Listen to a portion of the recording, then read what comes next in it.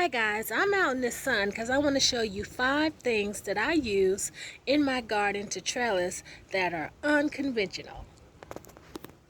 The first thing that I use is this pet fencing.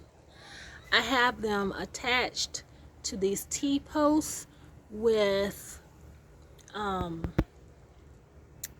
do you call those things? Oh gosh, zip ties. So that's one way that I trellis using things that are kind of unconventional. This is a shoe rack that I found at Goodwill. I just have it leaned up against that T-post and secured with a zip tie, and it works just fine.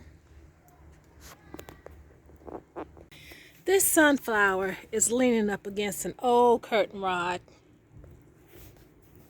This is an old bed rail from a loft bed that one of my sons had that he outgrew.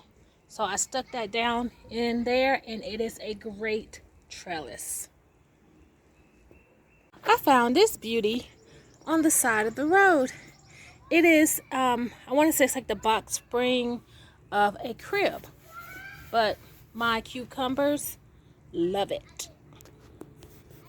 So there you go. You can use anything from around the house that allows for your plants to grab hold of.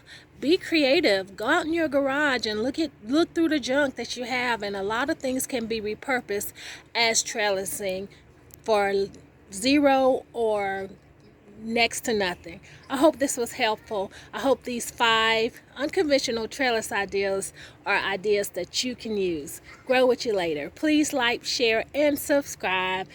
Hit the thumbs up button, and I'll keep turning out these videos. Have a good day. Bye.